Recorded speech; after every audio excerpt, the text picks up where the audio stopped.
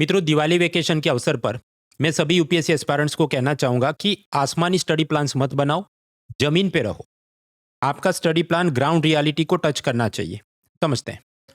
आप कुछ भी पढ़ेंगे तो जैसे नट बोल्ट को ज़ंग लग जाता है, उसी तरह आप उसको भूल जाने वाले हैं कि अभी अक्टूबर महीने में पढ़ा, मई महीने में प्रीलिम्स है, अगस्त में मेंस है, तब तक हम भूल जाएँगे।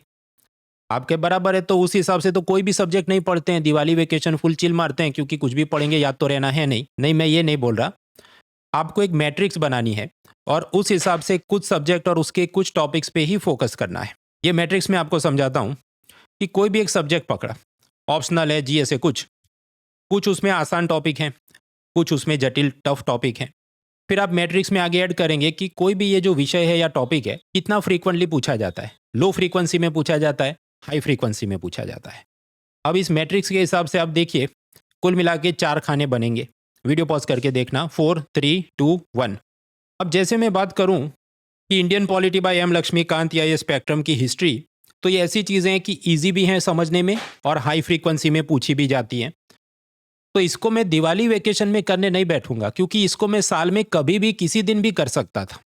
दिवाली वेकेशन में जब हमारे पास टोटल फ्री टाइम है, सुबह से शाम कुछ पढ़ के अच्छे से नोट्स बना सकते हैं, तो उसका उपयोग करना है ऐसे सब्जेक्ट या टॉपिक्स करने में जो टफ हैं और हाई फ्रीक्वेंसी में पूछे जाते हैं। फॉर एग्जाम्पल, यूपीएससी मेंस में ऑप्शनल सब्जेक्ट उसके पेपर 1 में जो थिंकर्स और थियरी आते हैं, या प्रीलिम्स में जो सीसेट पेपर है, तो ऐसी चीज़ पकड़नी चाहिए। अब आप कहिए दो में से कोई एक ही चीज़ कर सके, 7-10 दिन का ही आजकल तो वेकेशन मिलता है। कॉलेज वाले भी सब अंग्रेज की औलाद बन गए हैं। कोई पहले तो बड़ा वेकेशन देते थे, 7-10 दिन में हम क्या करेंगे? तो दो में से एक काम हो सकता है। तो अगर आप नवंबर से फरवरी वाले पट्टे में bank, RRB, LIC, engineering service exam, या थोड़ा और आगे जाएं, अप्रैल में सीडीएस होगी, ऐसी कोई एग्ज़ाम देनी है जिसमें एप्टीट्यूड का काफ़ी महत्व है, तो अब सीसेट वाली चीज़ पहले निपटा दो। और अगर ऐसा नहीं, आप केवल आईएएस परीक्षा पे फोकस्ड हैं, तो फिर optional subject paper 1 thinker theory पे आपका फोकस रहे। अगर वो भी हो गया है तो बाकी कौन सा सब्जेक्ट पकड़ना है वीडियो में मैं आपको आगे बताता हूँ। कुछ लोग ये जो मैट्रिक्स है उसमें ये भी अर्थ निकालेंगे कि देखो टफ हाई फ्रीक्वेंसी वाला तैयार करना है अभी, तो वाइल्ड लाइफ पार्क सेंचुरी भी पूछते हैं, ऑप्शनल सब्जेक्ट में थिंकर भी पूछते हैं।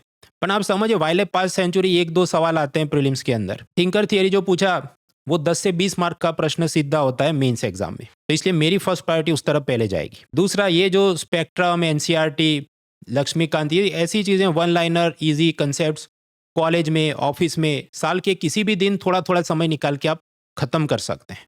ऑप्शनल सब्जेक्ट और उसमें भी ये थिंकर थियरी, मैथ्स जैसा ऑप्शनल है, उसकी सारी फॉर्मूला वो ऐसा मांगता है कि सुबह से शाम तक सुकून से आपने पढ़ा, अपने नोट्स बनाए। It requires peace of mind, इसलिए दिवाली का उपयोग उसमें आप करें। मेंस के स्कोर की आप गैप थोड़ी ऑब्जर्व करो।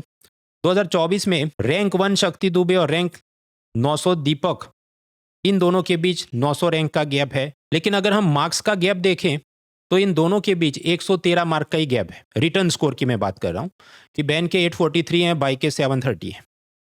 तो हल्के में मत, ऐसा नहीं कि पहले से 900वें रैंक में 900,000 मार्क का गैप आ गया रिटर्न स्कोर में। एक एक मार्क पे फाइट मारनी है, वरना मनचाही सर्विस आपको नहीं मिलेगी। अभी आप प्रीलिम्स की तैयारी कर रहे हैं तो आपको ये प्रीलिम्स की हिल ही बहुत बड़ी दिखती है, लेकिन असल में पहाड़ जो चढ़ना है वो मेंस का माउंटेन।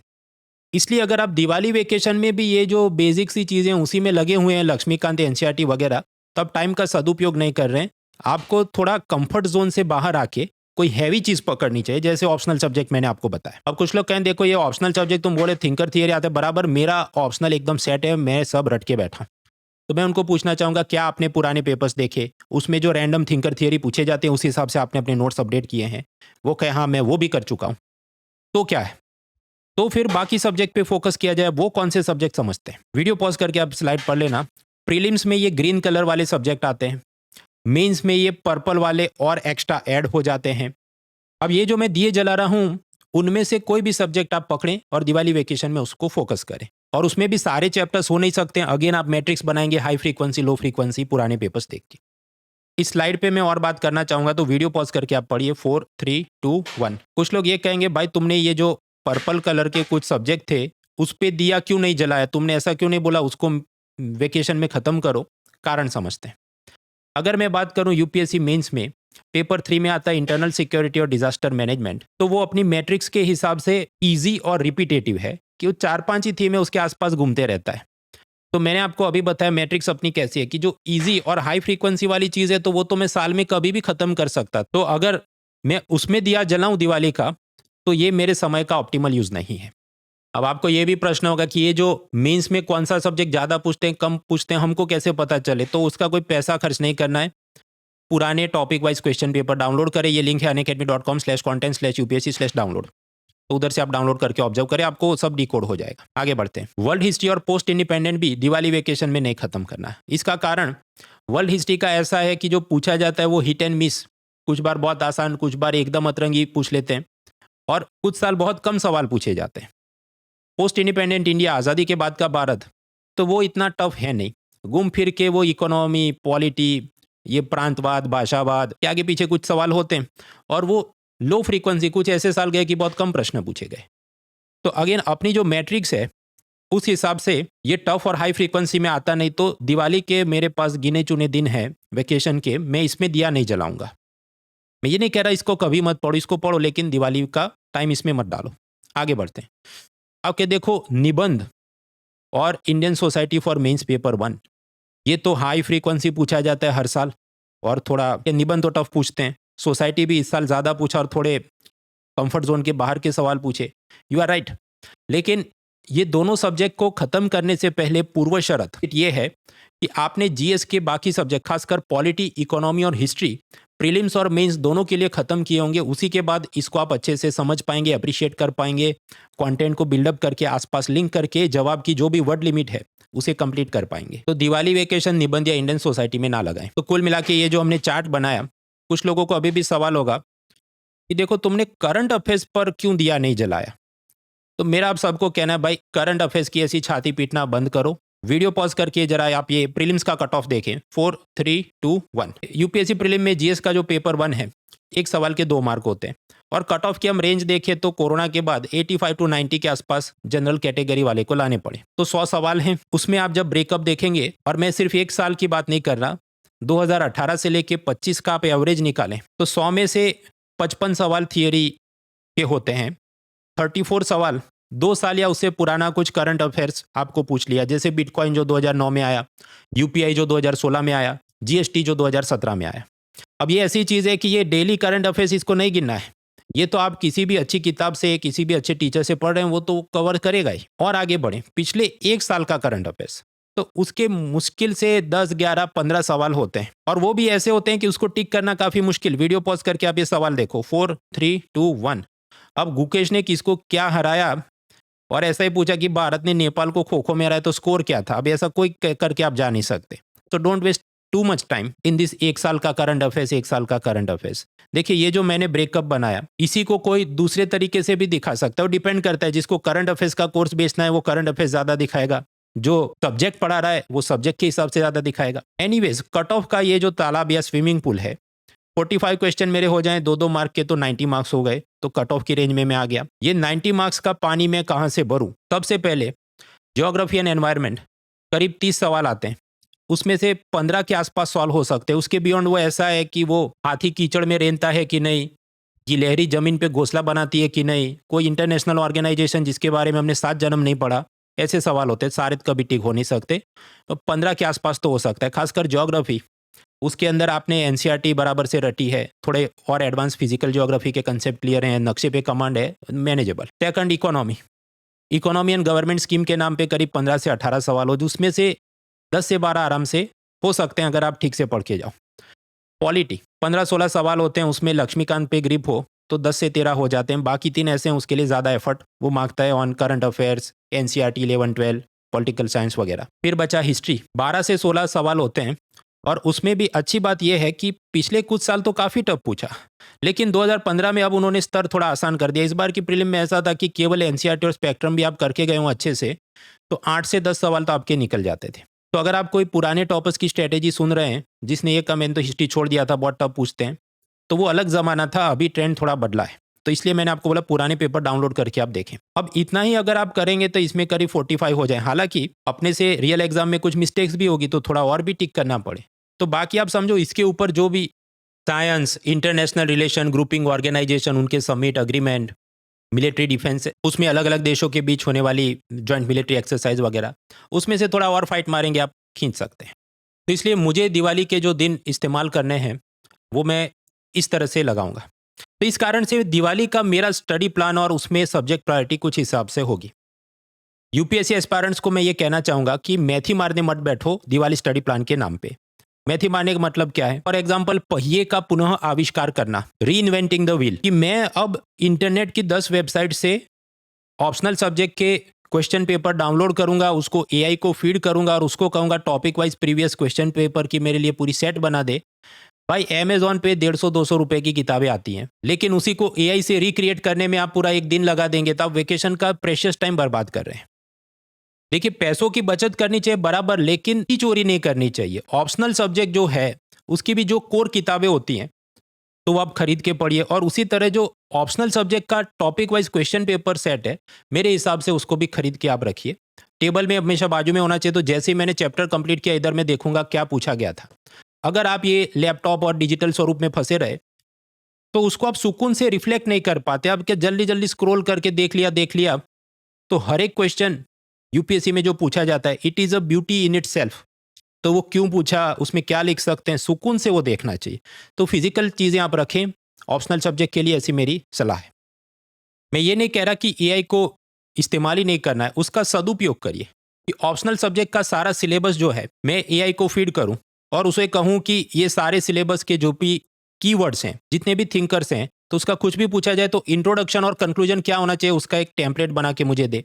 इंपॉर्टेंट कीवर्ड्स के या सिलेबस पॉइंट्स के ट्रांसलेशन मुझे दे दे अपनी प्रादेशिक भाषा में। जितने भी फेमस थिंकर्स हैं उसके 3 या 5 इंपॉर्टेंट कोटेशन वो मुझे बनाकर दे दे, और उसे भी मैं मैन्युअली फिर अपने हाथ से अपनी समझ से एडिट भी करूंगा ताकि मुझे वो याद रहे। तो एआई का उपयोग है, पर सदुपयोग करिए आप। हाँ, तो मैं आपको बता रहा था कि दिवाली स्टडी प्लान के नाम पे मैथी मारने नहीं बैठना है। फॉर एग्जाम्पल, ये सीसेट आता है तो मैं वैदिक मैथ्स की वो शकुंतला देवी की किताब पढ़ के सब तैयार करूंगा, भाई उसका कोई उपयोग नहीं है। बेटर होगा कि आप 2 से लेके 29 के मल्टीप्लिकेशन टेबल रट लो, क्योंकि आप सब वैदिक मैथ्स कैसे सिखाएगा कि 15 से गुणाकार है तो ये नियम करना है, 13 से गुणाकार है तो ये नियम करना है। अब कौन से दाखले में कौन सा वो आएगा गुणाकार, मल्टीप्लिकेशन, पहले तो उसका नियम बैठाओगे कि फॉर्मूला जो करने वो बिठाओगे। तो लेयर विद इन लेयर में मत जाओ। स्पीड मैथ्स वगैरह वो एक बात है, कुछ चीज़ें कि 5 से कैसे गुणाक होता है, 11 से, उसकी ट्रिक्स पता होनी चाहिए। बाकी पूरे जो कायदे से मल्टीप्लिकेशन टेबल तय करने वो करो। अच्छा, दिवाली स्टडी प्लान के नाम पे क्या नहीं करना है? मैराथन वीडियो देखने मत बैठो। जो चीज़ किताब से पढ़ के 20 मिनट में खत्म कर सकते हो तो 40 मिनट उसका वीडियो मत देखो। और किताब से भी अगर आप पढ़ रहे हैं तो नोट्स ज़रूर बनाएं। बिना नोट्स बनाए ऊपर ऊपर से आपने देख लिया तो अभी अक्टूबर महीना है, मई महीने में परीक्षा आएगी, तब तक नट बोल्ट सब जंग लग जाएगा, आप भूल जाएंगे वो चीज़ को। मेंस आंसर राइटिंग की पिपुड़ी बजाने मत बैठो, क्योंकि उससे बेटर है कि अभी आप सब्जेक्ट तैयार करें, उसका ज्ञान ग्रहण करें। करंट अफेयर्स का बैकलॉग खत्म करने भी मत बैठो, जिसका कारण मैंने आपको आगे बताया कि कैसे कट ऑफ क्लियर करने के लिए करंट अफेयर से ज़्यादा थियरी और 2 साल और उससे पुराने वाले कंटेम्प्रेरी इश्यूज पे अपनी ग्रिप होनी चाहिए। अच्छा, मान लीजिए आपने ये सोचा कि दिवाली में मैं इकोनॉमी और सीसेट में से कोई एक चीज़ खत्म करना चाहता हूं, तो उसका स्टडी प्लान, उसमें कौन से चैप्टर प्रायोरिटी में होने चाहिए वो मैं आपको बता दूं।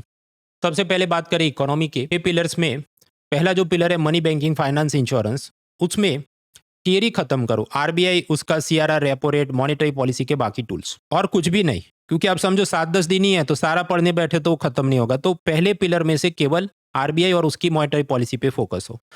सेकंड पिलर बजट, टैक्सेशन अभी नहीं करना है। फेब्रुआरी में जब नया बजट आएगा उसके बाद मेरी एक पूरी फ्री सीरीज चलती है, उसमें देख लेना, विन 26 सीरीज। तीसरा पिलर है इंटरनेशनल ट्रेड, उसमें भी थियरी करो अभी, करेंसी एक्सचेंज। चौथा जो पिलर है एग्रीकल्चर, मैन्युफैक्चरिंग, सर्विस सेक्टर, और उसकी ढेर सारी योजना है तो अभी उसमें मत घुसो, थियरी पे फोकस करो। तो जीडीपी और इन्फ्लेशन, ये 2 चीज़ समझी जाए। पांचवा पिलर इंफ्रास्ट्रक्चर, उसमें अभी टाइम वेस्ट मत करो, क्योंकि वो उसमें इतनी सारी योजनाएं वो अभी पढ़ोगे तो भी वो आर्ट कल्चर जैसा ही है, मई महीने तक भूल जाने वाले हैं। वो चीज़ फरवरी के बाद उसको आप देखो। छठा पिलर ह्यूमन रिसोर्स डेवलपमेंट, तो उसमें पॉवर्टी, ह्यूमन डेवलपमेंट इंडेक्स, इन सब की जो थियरी है, कैलकुलेशन की मेथड, फॉर्मूला है, वो वाली थियरी आप खत्म करें। तो अगर आपने सोचा है दिवाली वेकेशन में मुझे इकोनॉमी करना है, तो ये 5-6 कोर जो चीज़ें हैं थियरी वाली, उस पर फोकस करें। क्योंकि अब समझो इकोनॉमी तो बहती धारा है। अभी अक्टूबर में, जनवरी फरवरी में जब आएगा बजट और इकोनॉमिक सर्वे, उसमें सब एनालिसिस, रुपये डॉलर का एक्सचेंज रेट, सेंसेक्स, ऑयल का क्या भाव हुआ, गोल्ड का क्या भाव हुआ, ट्रम्प का टैरिफ वॉर, सब वापस आएगा तब फिर से देखना पड़ेगा। मई महीने में प्रीलिम्स है, तो अभी इसके करंट अफेयर्स में आप ज्यादा ना घुसें। The subject of economy. अच्छा, किसी ने ये सोचा मुझे सीसेट करना है दिवाली वेकेशन में, तो सबसे पहले मैंने आपको बताया कि वो वैदिक मैथ्स वगैरह मत घुसो, काम की चीजें जो पहले पढ़नी है वो करो। देखिए, कॉम्पिटिटिव एग्जाम्स दो प्रकार की हो सकती है। एक जिसमें जनरल स्टडीज हैवी पूछा जाता है, जैसे IAS, CAPF, स्टेट सर्विस वगैरह, और दूसरी होती है एप्टीट्यूड हैवी, जैसे बैंक, SSC, CDS वगैरह। तीसरी भी होती है UGC वगैरह, पर उसमें हम नहीं जा रहे। तो अगर अक्टूबर से लेके फरवरी तक में आप ऐसी एग्जाम पे टारगेट कर रहे हैं जो एप्टीट्यूड हैवी है, तो आपकी अभी प्रायोरिटी होनी चाहिए मैथ्स और सीसेट। अब उसमें भी आप जानते हैं कि 3 सब्जेक्ट आएंगे, मैथ्स, रीजनिंग और इंग्लिश। तीनों तो 7 से 10 दिन में हो नहीं सकते, तो मेरी आपको सलाह है कि सबसे पहले आप मैथ्स को प्रायोरिटी दीजिए। फिर रीजनिंग या इंग्लिश ऐसा है, वो तो कॉलेज ऑफिस में भी स्ट्रेस थकान के बीच एक एक दो दो चैप्टर करके चलते रहेगा। अब मैथ्स में मैं आपको रेकमेंड करना चाहूंगा एक book, quantum CAT by Sarvesh Kumar. आपके कैट एग्जाम की बुक क्यों बता रहे हो? देखिए, आजकल जिस प्रकार की डिफिकल्टी पूछी जाती है खासकर यूपीएससी में, तो थोड़ा हैवी पढ़ाई करनी पड़ती है, लेकिन ये भी सब सारे चैप्टर और सारे पेजेस अपने लिए काम के नहीं है। ये जो बुक है इसका फॉर्मेट ऐसा है कि शुरुआत में उसने कुछ सॉल्व एग्जाम्पल दिए होंगे, फिर लेवल 1, 2 और 3 एक्सरसाइज होती है। इसमें मैंने जो ग्रीन कलर में मार्क किया है कि सॉल्व एग्जाम्पल्स, उसके बाद इंट्रोडक्टरी आसान वाले एग्जाम्पल्स, और उसके बाद लेवल 1, इतना पहले खत्म करिए।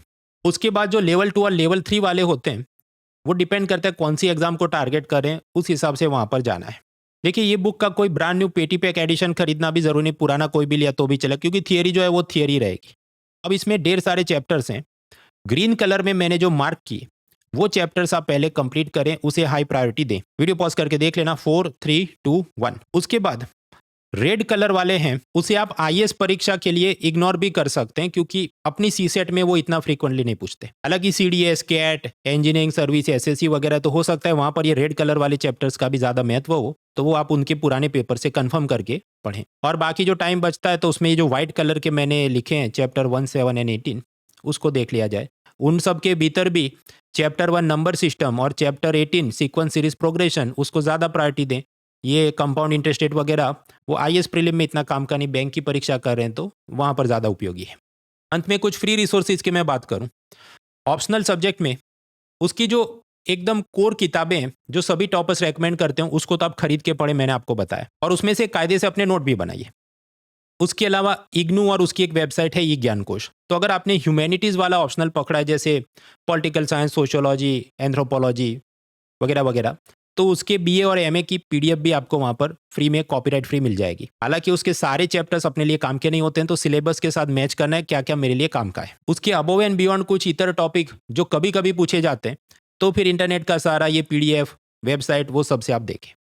सीधा ChatGPT को मॉडल आंसर पूछने मत बैठो, क्योंकि वो ऐसा गोल गोल जनरल जवाब देगा, तो रियल एग्जाम में आप ना तो याद रख सकते हैं, ना ही रिप्रोड्यूस कर सकते हैं। जहां तक topic wise question paper prelims और मेंस के, तो unacademy.com/content/UPSC/डाउनलोड पे आप जाएं और वहां फ्री में डाउनलोड कर सकते हैं, प्रीलिम्स का भी, मेंस का भी। अब ये जो UPSC की प्रीलिम्स और मेंस है, उसमें इतने सब्जेक्ट, तो हर एक की जो बुक लिस्ट और स्ट्रेटेजी, वो खुद से 1.5-2 घंटे मुझे प्रवचन देना पड़े, वो मैं ऑलरेडी दे चुका हूं, और वो भी फ्री क्लास में, लेकिन वो अनअकैडमी के ऐप पे है। तो unacademy.com/munal.org/स्पेशल क्लासेस में आप जाएंगे, वहां आप थोड़ा सर्च करें तो UPSC 2026 स्टडी प्लान, वो आप देखिए, अगर आप बिगिनर हैं। उसी तरह बाकी भी जो टीचर्स हैं वो भी काफ़ी कुछ फ्री पढ़ाते हैं अनअकैडमी के ऐप पे। तो कौन से टीचर्स क्या पढ़ाते हैं, आपको ये वाले 2 लिंक हैं, उसमें आपको लिस्ट मिल जाएगी। उनकी प्रोफाइल पे जाके उनके भी आप फ्री क्लासेस देख सकते हैं। मित्रों, दिवाली के इस शुभ अवसर पर अनअकैडमी का UPSC सब्सक्रिप्शन, जिसमें लाइव लेक्चर के 1 साल की एक्सेस आपको मिलती थी 25,000 में, वो अवेलेबल है केवल 17,999 में, एक लिमिटेड टाइम के लिए, जिसमें आपको प्रीलिम्स, मेंस, GS, CSET सब कुछ लाइव लेक्चर्स के माध्यम से पढ़ाया जाता है। नोट्स और स्टडी मटेरियल भी दिए जाते हैं।